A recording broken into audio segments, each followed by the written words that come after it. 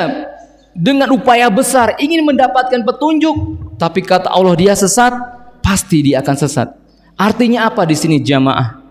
Begitu besar, begitu mahal hidayah di muka bumi ini.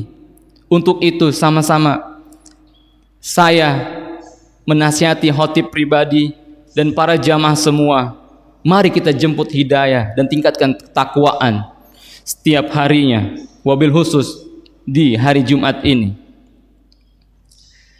Perang Tabuk. Kisah perang Tabuk ini sungguh sangat menghujam hati.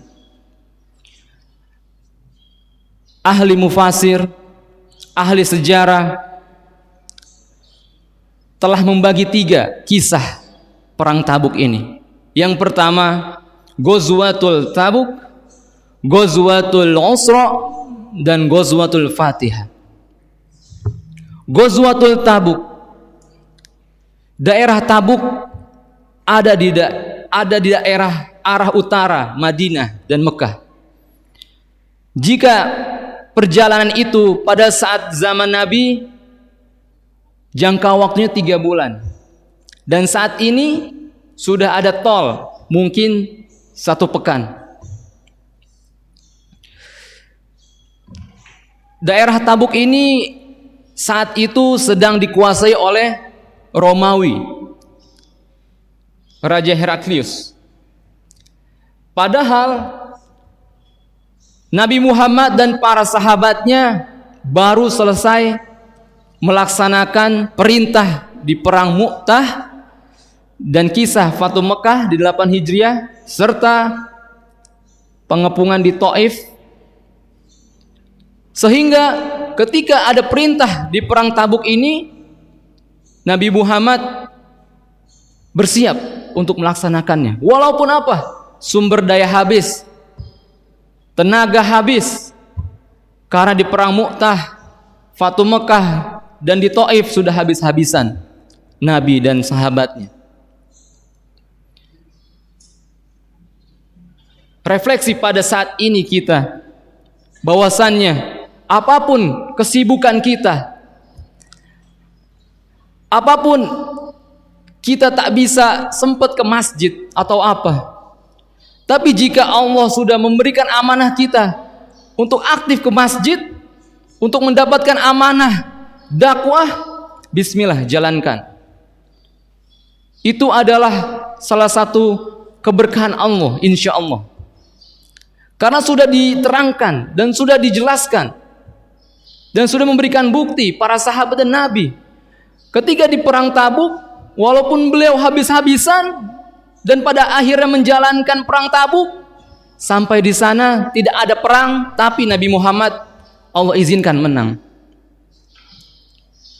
Ghazwatul Usra di surat At-Taubah ayat 117. Laqad taballahu 'alan nabi wal muhajirin wal ansar alladzina tabau fi sa'atil usra. Masya Allah.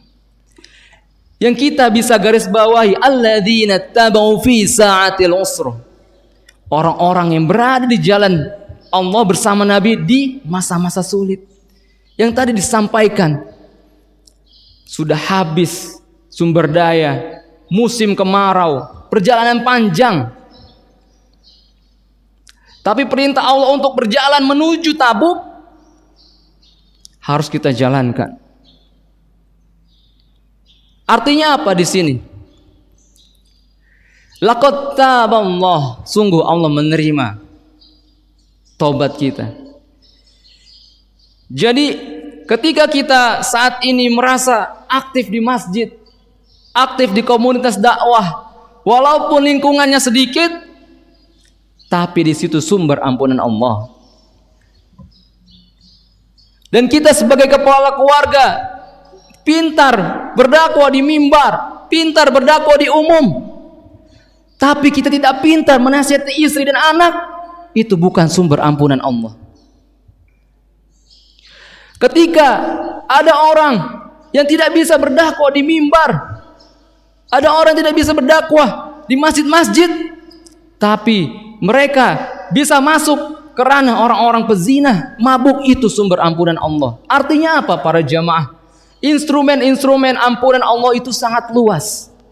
Jangan sampai kita berpikir jika kita tidak sempat istighfar setengah hari, dosa kita tidak diampuni oleh Allah. Sudah jelas di surat At-Taubah ayat 117, laqad taballahu alladzina tabu fi sa'atil usr.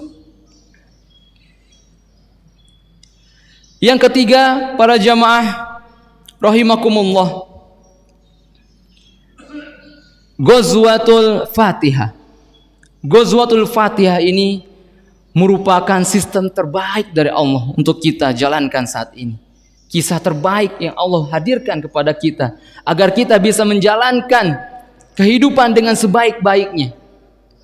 Yaitu apa? Sistem filterisasi akan niat kita di jalan dakwah ini, di jalan ibadah kita ini.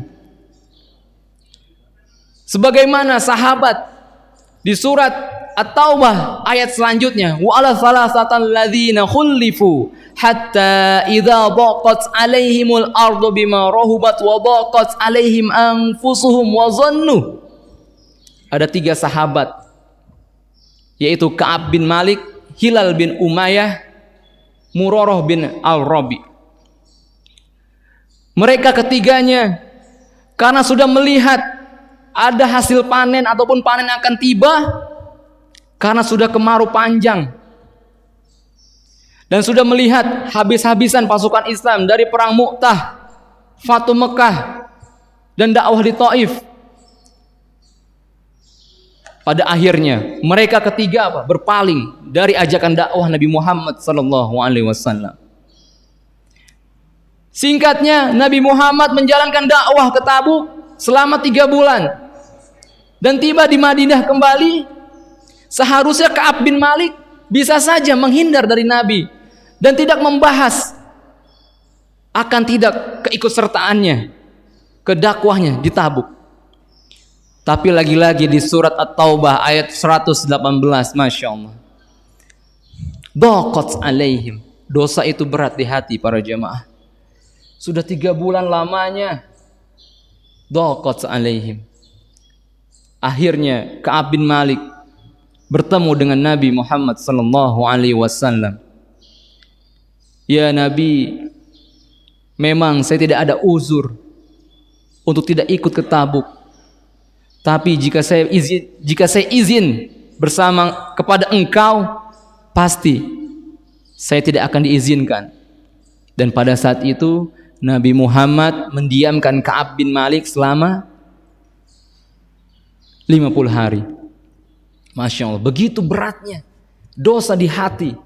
Walaupun sudah panjang waktu, walaupun jauh jarak. Sebagaimana kisah pada saat ini guru kami, pada saat itu kuliah di Maroko dan bermuamalah dengan para lingkungan orang-orang Maroko dan orang-orang yang tingkat atas, bertemu dengan pengusaha dan bermain ke rumahnya.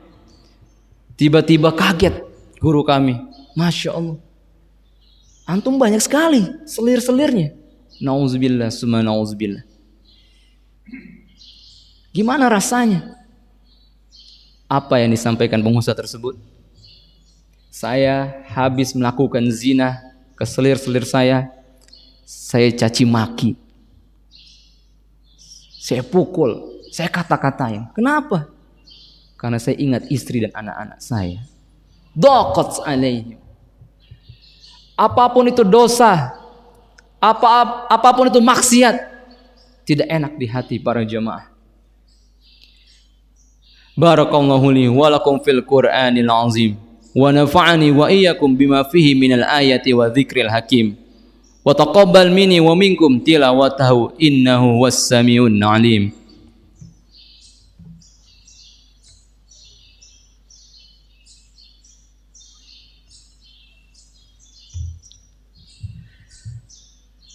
Alhamdulillah, alhamdulillahilladzi arsala rasulahu bil huda wa dinil haqq liyuzhirahu 'ala ad-dini kulli wa kafa billahi syahida. Asyhadu an la ilaha illallah وأشهد أن محمدا عبده ورسوله اللهم صل وسلم وبارك على محمد وعلى آل محمد قال رسول الله صلى الله عليه وسلم أكرم الناس أتقاهم قال الله تعالى في القرآن العظيم أعوذ بالله من الشيطان الرجيم إن الله وملائكته يصلون على النبي يا أيها الذين آمنوا صلوا عليه وسلموا تسليما قال الله تعالى في القرآن العزيز يا أيها الذين آمنوا اتقوا الله وكونوا مع الصادقين رب اشرح لي صدري ويسر لي أمري واحلل عقدة من لساني يفقهوا قولي